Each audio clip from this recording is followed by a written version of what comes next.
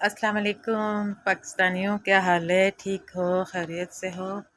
सारे सारे बाहर के मेरे भाई पाकिस्तानी, सारी मेरी बहनें सब ठीक ठाक हो, सब खैरियत से हो। अल्लाह पाक आप लोगों को खुश रखे, आबाद रखे। सुबह का टाइम है आज और मैं कर रही हूँ नाश्ता। आप लोगों ने नाश्ता किया? ये देखिए मेरा डाइटिंग की वजह से और वो कम करने की वजह से मैं सुबह सिर्फ ये नाश्ता होता है मेरा। ये देखें, ये है मेरी चाय और ये है मेरा टोस्ट। सिर्फ मैं 2 टोस्ट खाती हूँ सुबह नाश्ते में, क्योंकि जिसको वेट कम करना है तो ज़ाहिर सी बात है चिकनाई वाली चीज़ें और ये वो सुबह लोग टूट पड़ते हैं नाश्ते पे, तो वो मैं नहीं कर सकती। और वेट कम करने का तरीका यही है कि कम चीज़ें। और आज पता है क्या है, अभी मेरी तबीयत आज बहुत ख़राब हो गई। मैंने जो है उठ के चाय बनाने को भी हिम्मत नहीं थी।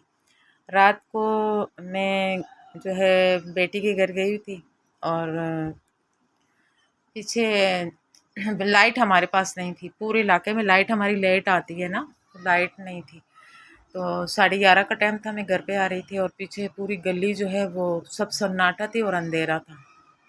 और मैं वैसे भी अगर जब रास्ते पे चलती हूँ तो मैं आयत करीमा का विर्द करते हुए रास्ते पे मैं आती होती हूँ, ये मेरी अपनी आदत है, क्योंकि हर वक़्त कलमा मेरे मुँह पे होता है।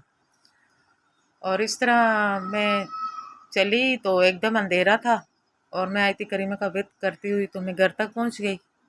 घर पे आई और 1 बजे का टाइम था। सोने की तैयारी की कि चलो अब सो जाते हैं, फिर क्योंकि मुझे सुबह 5:30 बजे अज़ान होती है, मुझे उठना होता है नमाज के लिए। तो रात को ऐसा हुआ कि 2 ढाई का टाइम था, मैं डर गई। ऐसा कुछ वाक़या मेरे साथ हुआ कि घर के अंदर मेरा बेटा उस वक़्त जाग रहा था, तो मैं डर गई। कहीं नींद में मैं ऐसी डरी कि मैं कहीं चिल्ला-चिल्ला के रो रही थी। तो मेरा बेटा जाग रहा था, वो एकदम उठा, वो भी डर गया कि अम्मी को क्या हो गया? तो फिर एकदम ये आया, इसने मेरे मुँह पे हाथ घुमाया, मेरे सर पे यूँ कि अम्मी, अम्मी, अम्मी। मैं एकदम उठ के बैठ गई ना, और मेरी अलग जो है ना ये उस वक़्त खुश्क हो गई थी, एकदम खुश्क हो गई। ये इसने मुझे आवाज़ दी, बोला अम्मी, अम्मी क्या हुआ है? उठो, उठो क्या हुआ है? मैं उठी, मैं एकदम उठी, मैंने कहा हाँ, कहा दानिश मैं डर गई। तो कभी ऐसा हुआ नहीं, क्योंकि मैं हर वक़्त वुज़ू और कलमा मेरे मुँह पे होता है। आयत करीमा का विर्द जो है वो 1.25 लाख का आयत करीमा का विर्द जो है मेरी बेटी ने माना हुआ है और उन्होंने कहा है कि आप हेल्प करें मेरे साथ। और तो इसलिए मैं रोज़ जो है 500 आयत करीमे का विर्द मैं उनके लिए पढ़ती हूँ, अहले सवाब के लिए। तो रोज़ का मैं उनको मैसेज कर देती हूँ, तो वो लिखते रहते हैं अपने पास, तब कि उन बेचारों का सवा जो है लाख का जो आयत करीमा का विर्द है वो उनका पूरा हो जाए। मैं उनकी मदद करती हूँ। तो एक तो पढ़ाई भी करती हूँ और दूसरा 5 वक़्त नमाज़ भी पढ़ती हूँ और फ़ारिग टाइम होता है तो अस्तग़फ़िरुल्लाह पढ़ती हूँ। अल्लाह महफ़ूज़ करे अपने बंदे को। तो मेरे कहने का मतलब ये है कि जो लोग इतना पढ़ाई करते हैं, इतना करते हैं, तो अल्लाह रब्बुल आलमीन कभी भी उनके नज़दीक किसी शैतान को नहीं आने देगा। मगर क्या पता, जिस गली से रात को मैं गुज़री हूँ वहाँ पर बिल्कुल अंधेरा था, लाइट नहीं थी और सन्नाटा भी था, किसी का गुज़र भी नहीं था, मैं ही सिर्फ़ उस गली से गुज़र रही थी। और अल्लाह रब्बुल आलमीन जाने कैसा क्या हुआ है कि मैं रात को सोई डर गई और फिर अल्हम्दुलिल्लाह मेरा अलग खुश्क हो गया। फिर मैंने थोड़ा सा पानी पिया, फिर मैंने आयत करीमी का वित्र किया, फिर मैंने आयत करीम पढ़ा और मैंने अपने पे दम डाला।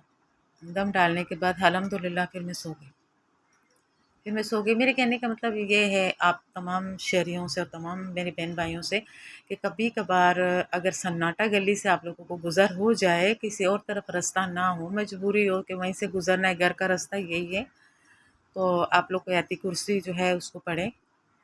आयत कुर्सी को पढ़ के अपने पर फूँकें और फिर उस गली से गुज़रें। तब कि अल्लाह रब्बुल आलमीन जो है हमें महफ़ूज़ करे।